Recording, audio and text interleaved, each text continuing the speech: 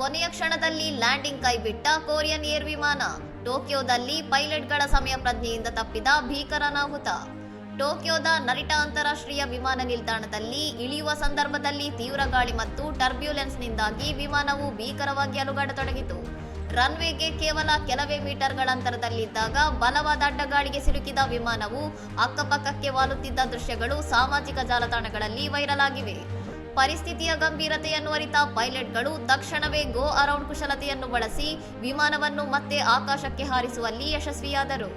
ಪ್ರತಿಕೂಲ ಹವಾಮಾನದ ನಡುವೆಯೂ ಸಂಭವನೀಯ ಅಪಘಾತವನ್ನು ತಪ್ಪಿಸಿ ಪ್ರಯಾಣಿಕರ ಜೀವ ಉಳಿಸಿದ ವಿಮಾನದ ಸಿಬ್ಬಂದಿಯ ಕೌಶಲಕ್ಕೆ ನೆಟ್ಟಿಗರು ವ್ಯಾಪಕ ಮೆಚ್ಚುಗೆ ವ್ಯಕ್ತಪಡಿಸಿದ್ದಾರೆ.